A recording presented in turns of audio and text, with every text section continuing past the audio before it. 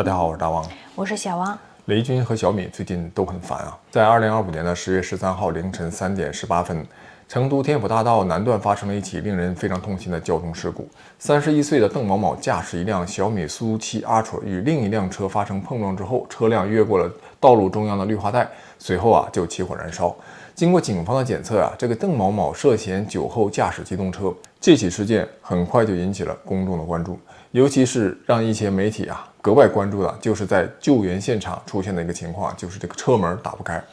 根据网络流传的现场视频就显示，多位见义勇为的群众试图救出邓某某，有救援者就拳打脚踢这个车门，有人又试图破窗撬窗，甚至有的人这个手都流血了。但是在车辆燃起大火的情况下，这个主驾的车门始终没有办法在短时间内开门最终不得不使用切割机来这个切窗救人。非常遗憾的是，这个驾驶员邓某某最终不幸身亡。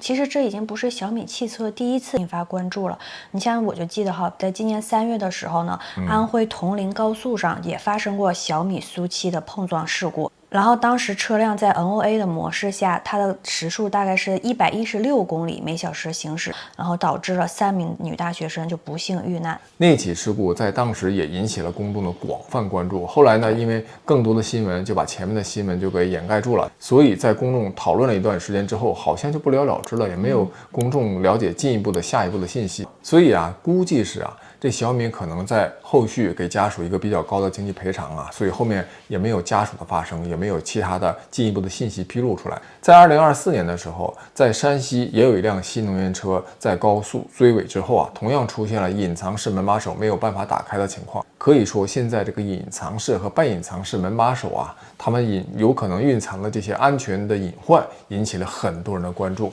就有专家分析就指出，半隐藏式的门把手设计通过按压内部的微动开关实现电动解锁，无需物理抬起。然而这种设计在断电后可能失效，而且这个内部的机械把手在紧急情况下是很难快速触及。虽然呢，小米汽车客服表示这个车辆实际上配备了机械把手在断电的情况下也是可以打开。但其实在现实中，在火灾、浓烟、慌乱的情况下，如果这个车主之前呢对这个门把手又没有一个了解，那他在当时紧张的情况下能否快速找到并且操作应急装置，仍旧是一个未知数当然了，资本市场是反应最快最敏锐的这起事故发生之后的当天，小米集团的股价一度下跌了8%。在接后的几天小米的股价确实有一些回升但这个市场反应也直接反映了公众和资本对小米汽车安全性的一个担忧。很快就有一些车评人和自媒体就总结了，除了车门问题以外，小米汽车呢，在过去1年多的时间里，还发生了多起引发公众关注的安全事故。我们在此就不一一列举了。当然，我们必须还要指出一点其实不只是小米汽车，其实各个厂家品牌的汽车都在过去的一段时间内发生了一些事故。那对这些事故进行了分析之后小米汽车在今年9月份召回了116887辆的苏7标准版电动汽车。召回的原因是车辆在 L2 高速领航辅助驾驶功能开启的某些情况下对一些极端的场景的识别、预警或者处置可能不足。如果驾驶员不及时干预，或可能就增加了一些碰撞的风险。那这次召回涉及了2024年2月到2025年8月生产的部分车型，基本覆盖了小米汽车上市以来的大部分产品。我们来看看媒体的批评声音可以说第一财经它这个质疑声还是挺猛的。第一财经在对小米汽车这个系列报道中就提出了比较尖锐的批评。在关于10月13号成都小米苏7燃爆事故的报道里面，第一财经他就采访了一个专家，这个专家就明确指出虽然绝对的安全难以保证，但厂商仍然应该是有所作为的。在这其中厂商在一个测试环节的差异以及设计背后的成本考量仍然是关键。值得特别关注的是，第一财经报道中还提到，就说有车企在测试环节做的比较潦草。这个表述虽然没有直接点名但是你看他在小米安全事故的背景之下，这样的批评显得就比较有针对性。在另一篇关于小米汽车供应链和产品规划的报道里面，第一财经还说这小米汽车虽然继承了手机行业的深度绑定供应链策略，但汽车工业的复杂性、消费电子的领域，这个论断就触及了小米造车的核心问题，就是你能否将手机领域的成功经验直接复制到汽车行业呢？我们再来看看这凤凰网的犀利评论。凤凰网也在多篇报道中对小米汽车的营销策略和产品问题提出了批评。在一篇题为"安全冗余厂商应有所作为"的这个报道中，凤凰网就引用了第一财经的这个观点，强调说这个锂电池在极端情况下可能引发的这个热失控问题，为安全防护和应急救援带来了一个严峻挑战嘛，这个大家都知道。凤凰网还对汽车营销策略提出了质疑，就比如说这个小米汽车的定价、产品宣传等方面他们认为可能存在一些问题，特别是对这个碳纤维前舱盖争议事件中，凤凰报道就指出说，这个标榜双风道高效导流的部件用鼓风机测试的时候连纸巾都吹不动，说拆解后内部结构与普通的铝制机盖无异。这种呢给足消费者耍帅的面子，但给不够同款空气动力学风道的锂子的做法，这个引发了一些车主的质疑，甚至引发了一些车主的维权行动。那是否也应该为这个安全冗余和长期主义腾出一些预算呢？当潮水退去之后，唯有那些将安全刻入基因，用透明换取忠诚的车企，才能从这场技术狂奔中跑到最后。汽车行业的业内专家，他们也提出了警示。比如这个联华集团 CEO 冯清峰，他在接受媒体采访的时候就表态，他这个表态很有代表性。他说我们永远不会把市场当成实验场，要把市场当实验场，那多简单呢，是吧？让用户当实验员，用户提问题，你再改进，这不就是把市场当这个实验场吗？这个他强调说，对于汽车企业而言，只有把实验做透做好，才会把车推向用户。其实这一点很多汽车企业也都在做，但是谁做得更好，谁才能把安全做得好。他这段话虽然没有直接针对小米，但在小米汽车OTA 升级召回道歉这个背景之下，那这样的警示就显得格外有分量而且现在你看很多媒体都在评论小米汽车这个事儿。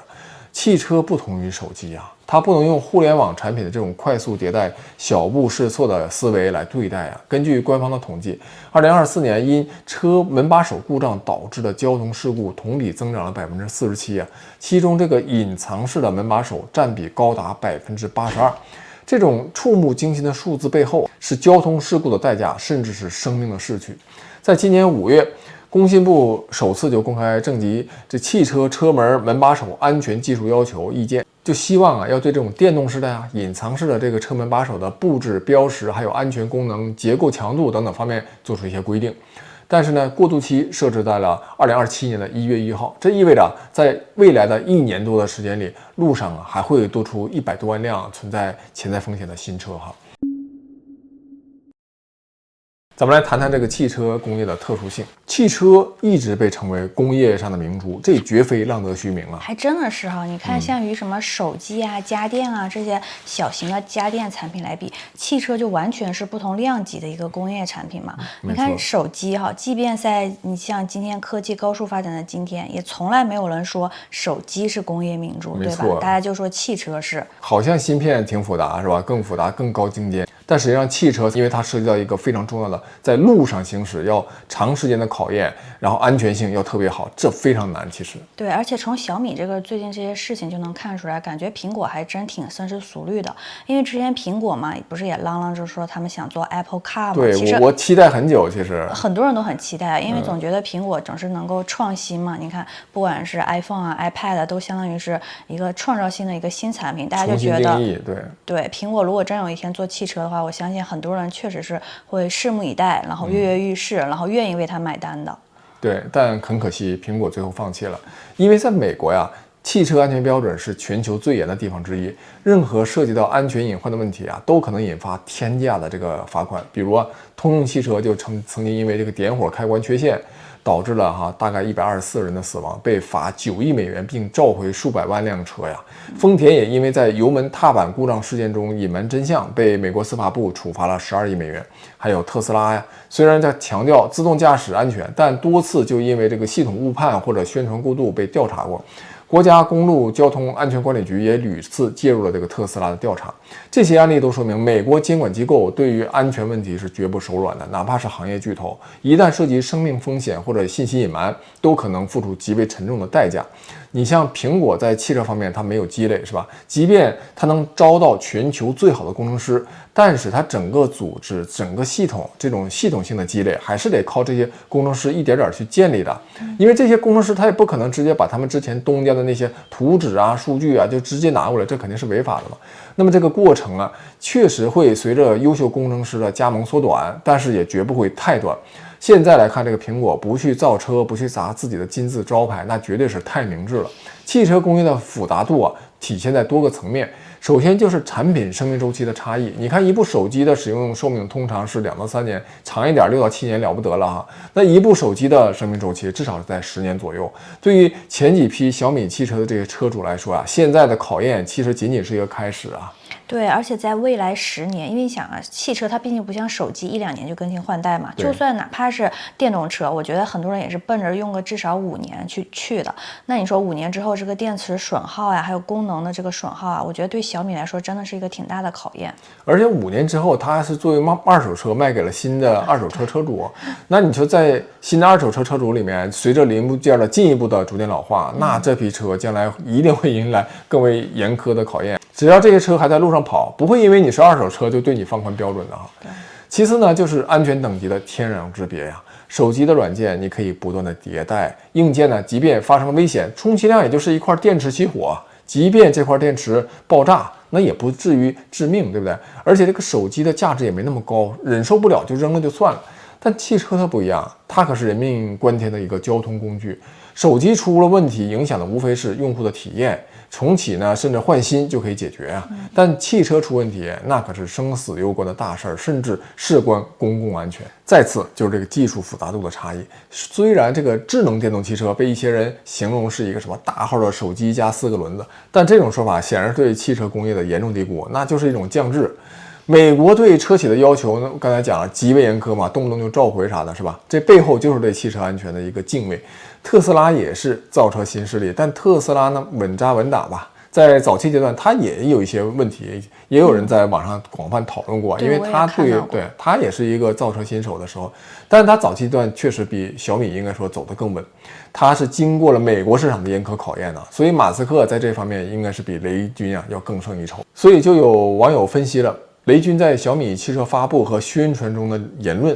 所以有人就感觉到一个问题啊，就是他对汽车的理解好像仍旧停留在消费电子产品的这个层面。比如他在宣传小米速七时候啊，就讲过一些，比如速度不仅仅是一样参数，而是一种信仰等等。比如还有这句说，一家大的车企董事长说，智能汽车其实就是一个大号的手机加4个轮子。据说啊，雷军还多次引用这句话。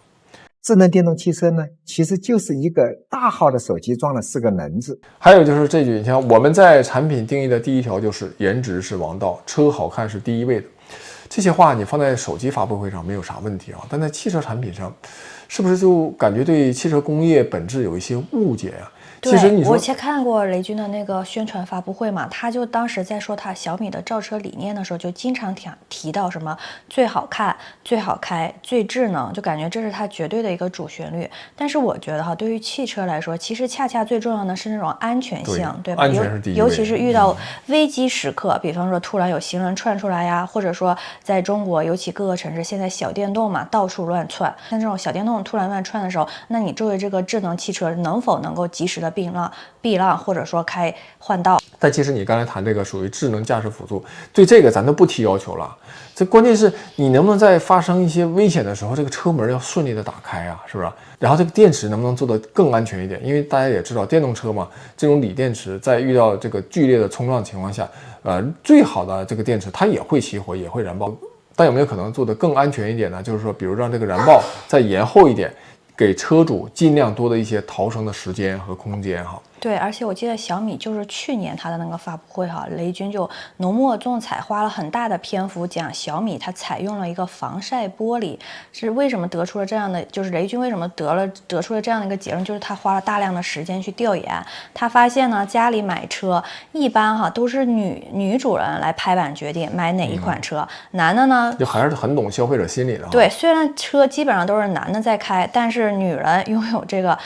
拍版权。然后那怎么讨女车主的欢心呢？女的都特别怕都特别怕晒的这个暴晒皮肤啊，什么又衰老啊什么的。然后他就得出了结论，要做这个防晒玻璃。没想到这一招还真就受广大女车主的欢心。然后他还非常的在发布会上就说什么其他车企从来都没有想过去做这个调研，然后车主真正需要的是什么，尤其没有发现其实背后拍板决定的全都是家庭里的女人来决定。所以你看总结下来就能感觉到一点就是小米它非常关注的就是客户能够通过五官直接能感受到的东西，比如看到的、触摸到的这些东西，是吧？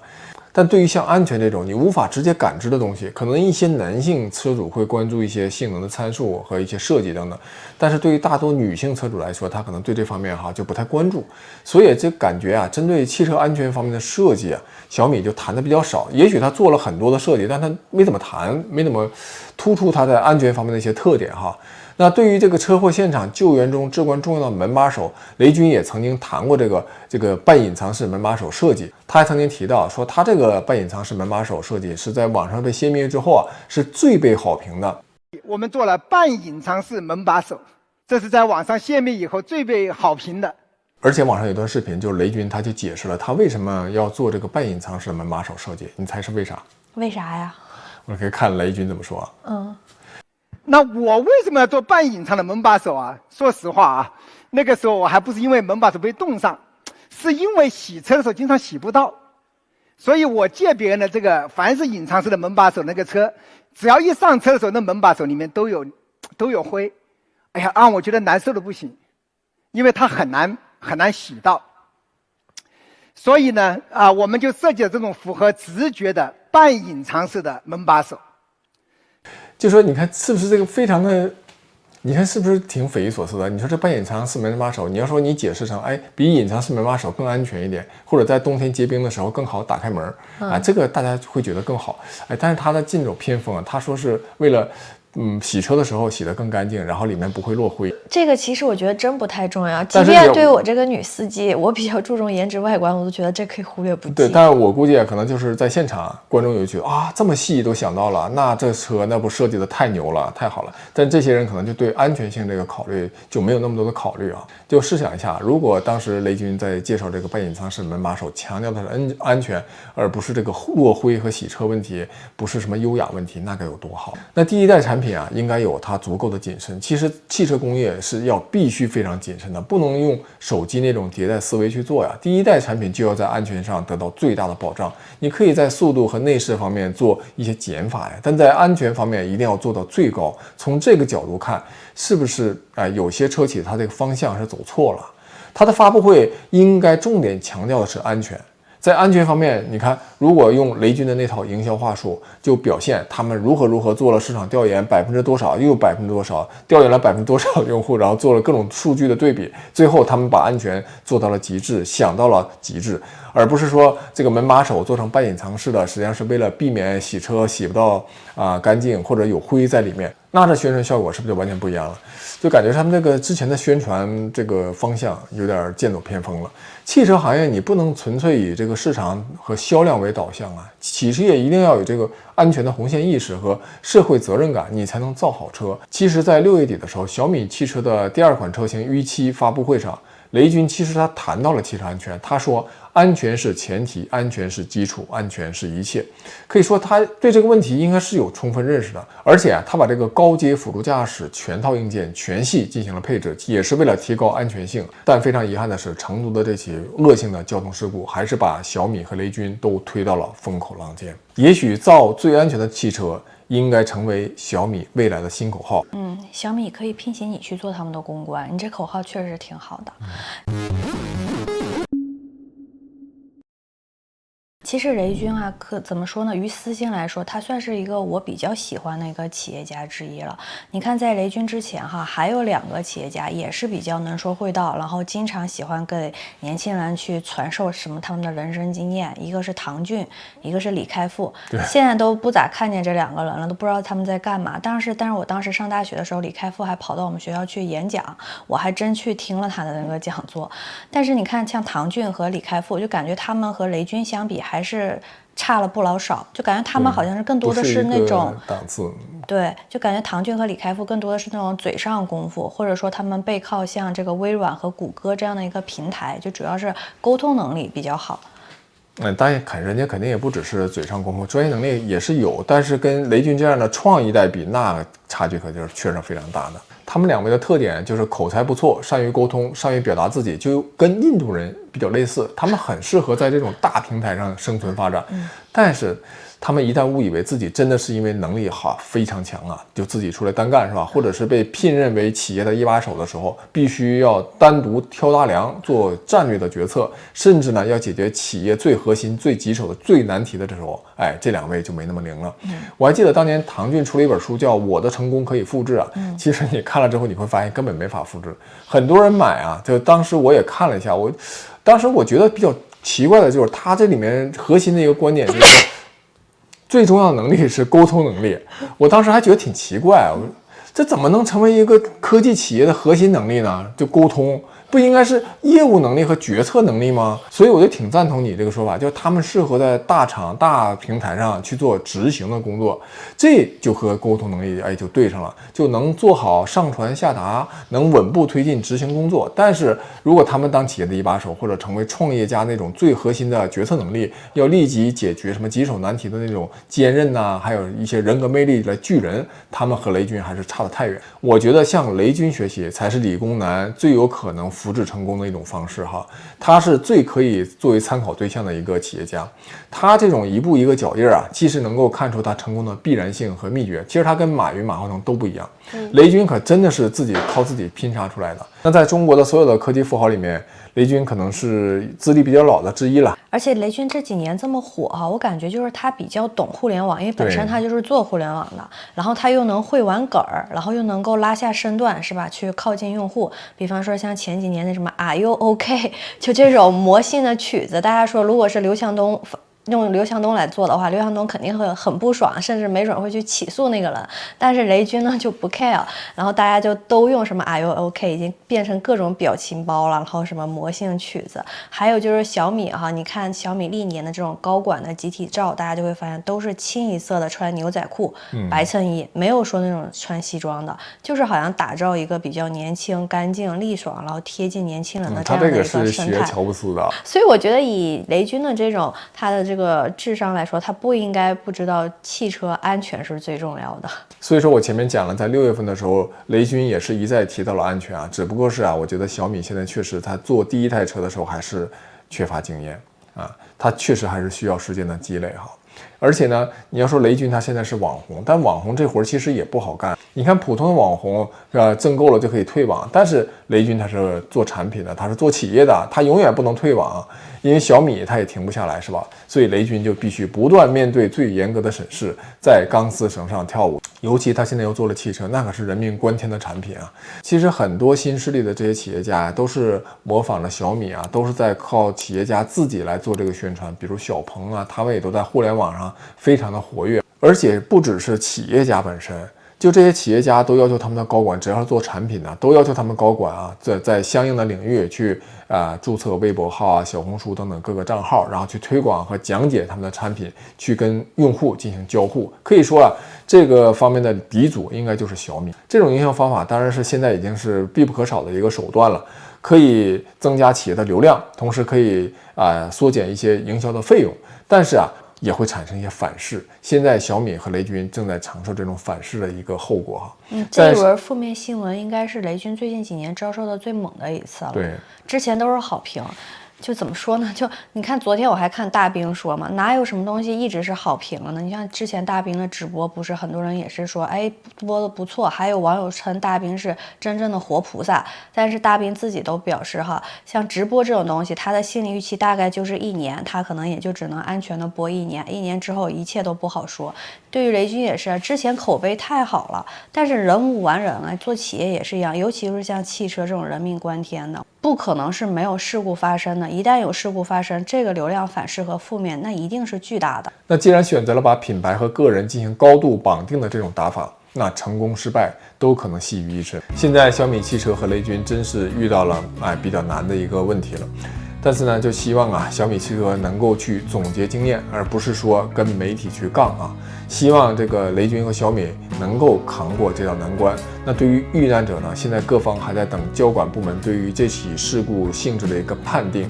现在也不好做过多的评价和猜测。但是这起事故造成的一切影响确实已经在那里了，这是小米和雷军无法回避的一个事实。小米能做的就是把这个不利的事实转化为对企业上下对于安全的全员重视，无论是在设计还是在制造环节，还是在供应链环节，使其能够成为小米汽车未来最核心的理念之一啊。希望遇难者的家属能够依法得到合理的说法或者赔偿，也希望小米呢能够挺过这一关。小米汽车，小米这个公司其实无论是员工还是中国，也都需要这么一家企业，以及像雷军这样的企业家。其实其他各大品牌的车企也都在历史上经历过类似的黑暗时刻，但是只不过那个时候不是互联网时代，现在这个互联网时代会把这种效应急剧的放大。至于小米的股价，如果在未来真的能再跌个20%到30%的话，你要买吗？那确实我觉得对很多投资者，包括我，会构成一定的吸引力。我觉得还是得谨慎点。因为雷军他作为一个非常出色的产品经理我这不是给他洗地那他经过了我刚想说，要有人说你洗地了。他经过这种事故之后我相信这个雷军一定会非常深刻的在企业的内部上下进行反思和改进他们关于安全方面的这个理念和动作。我记得你之前说你非常后悔在雷军创立小米之初的时候没有跳槽去小米，不然你也成为小米的早期元老了。所以这么多年你对雷军的这种似有若无的这个偏爱，是不是也在弥补自己当年心里的遗憾呢？说不遗憾，那确实也是在骗人，因为毕竟眼睁睁的看着小米成长为这么一个上万亿的一个公司现在新加入小米的员工已经不可能像早期的小米员工那样去获得大量小米的原始股了。那只能是在资本市场上，在小米股价发生比较大的波动的时候能够再去弥补一下以前的一些遗憾吧。本期就讲完了，感谢收看，下期再见。下期再见。